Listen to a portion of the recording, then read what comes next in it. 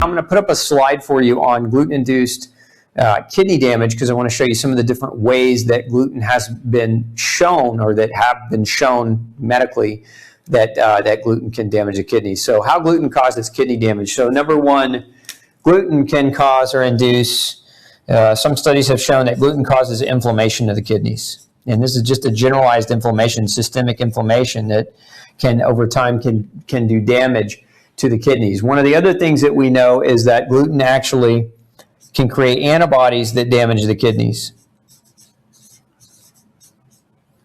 So antibody formation or antibody increases that can damage the kidneys directly. There's a disease called IgA nephropathy.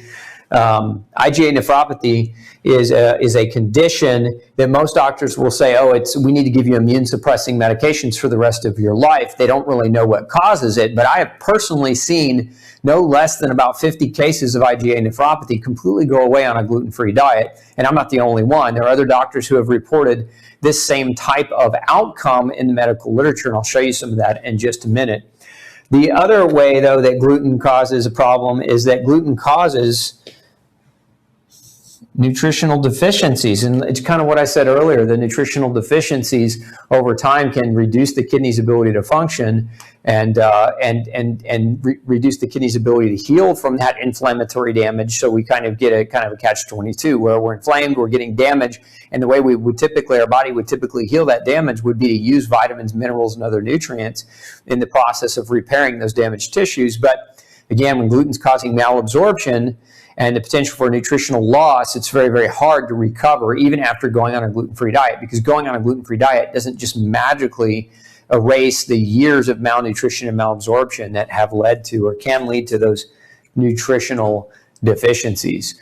The other thing that gluten can do, and I mentioned here that oxalates, right, could create kidney damage, is that it's been shown that gluten can actually cause an increase in oxalates, and that can lead to an increased risk of kidney stones. One of the things that we see is that there's a particular kind of bacteria that live in your GI tract. They're supposed to live in your GI tract. It's called oxalobacter, and the reason it's named oxalobacter is because it's been identified as a bacteria that helps to break down dietary oxalates.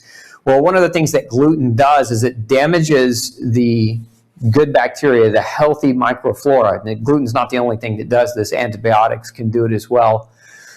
Whether it's prescription antibiotics or antibiotics in your food or antibiotics in your drinking water, etc. Antibiotics can knock out those good bacteria, as can gluten. And it can leave you in a state of reduced oxalobacter populations in your gut, which can then, from dietary oxalate consumption, can lead to an increased level of oxalates. And it's oxalates that bind to calcium that form what are called calcium oxalate stones, or otherwise known as renal stones or kidney stones. And then those can get lodged in the kidney itself, creating, and if you've ever had a kidney stone, you can kind of mesh with me on this. They're one of the most painful things. I mean, some people compare them to childbirth.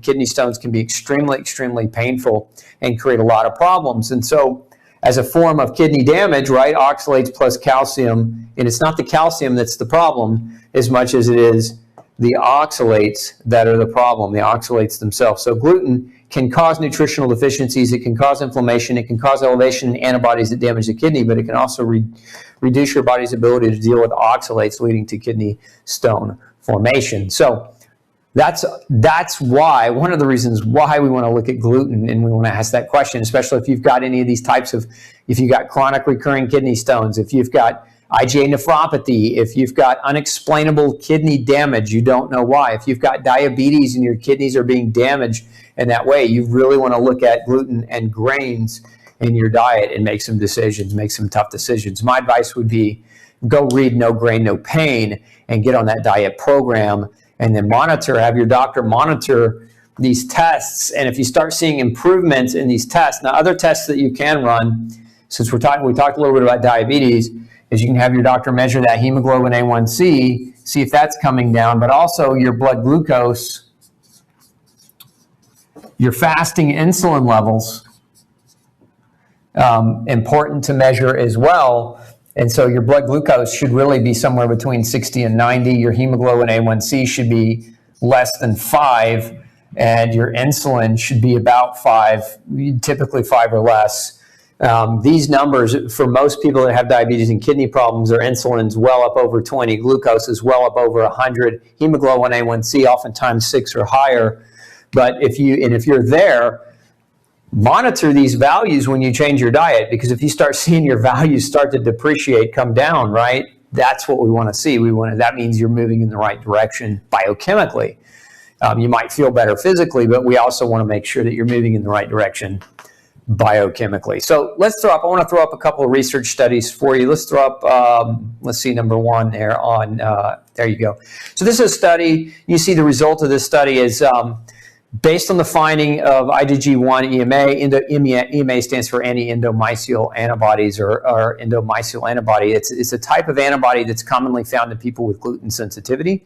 And what they found in this study is that people with IgA nephropathy, in other words, the antibody disease of the kidneys that generally is treated with immunosuppressants, that these individuals had high levels of endomysial antibodies and gluten sensitivity. And when they changed the diet, what was found is that the improvements in kidney function, right? So if you've been diagnosed with IgA nephropathy, I don't think I wrote that one down. IgA nephropathy. And you don't or haven't been tested for gluten sensitivity, that's one of the first things I would recommend you ask your doctor to do, is say, look, doc, I know I have this disease. You're not quite sure what causes it. Let's do a genetic test for gluten sensitivity. Let's look at the gluten sensitive genes. Let's see if I have them. If I do, let's do a gluten trial diet, and let's monitor my kidney function. And let's see if we don't get some improvement in outcomes. I've got so many people that have come to see me over the years where we've seen IgA nephropathy go away. And that's just with diet change. There's no medicine, just diet change alone is a powerful enough tool sometimes. And that's not saying that everybody in the world with IgA nephropathy is going to respond to a gluten-free diet. But again, it sure beats staying on an immunosuppressant for the rest of your life. It sure beats that if you can investigate gluten as playing a role in that issue.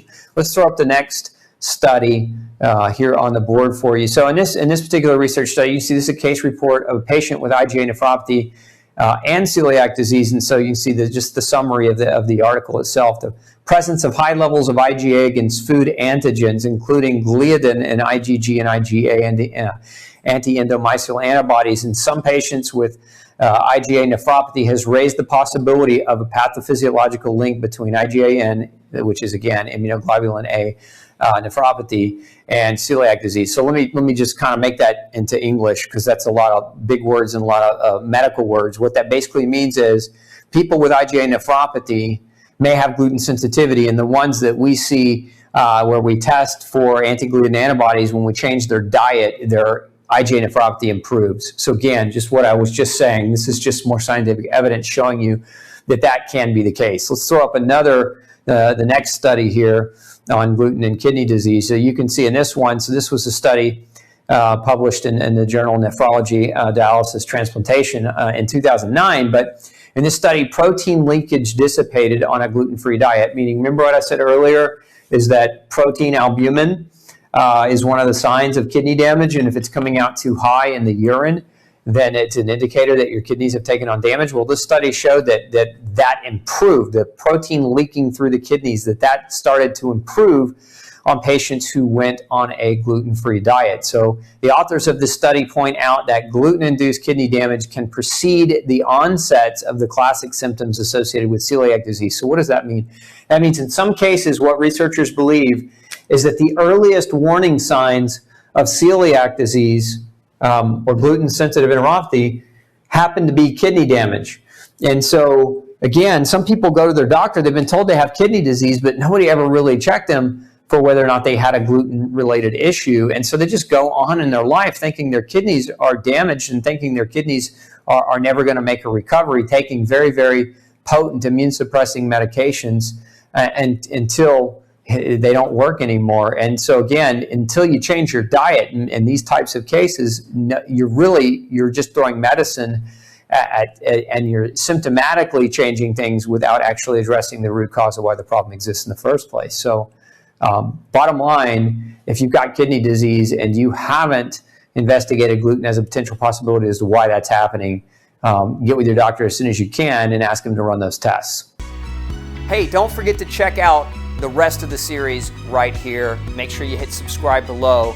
And as always, thanks for tuning in.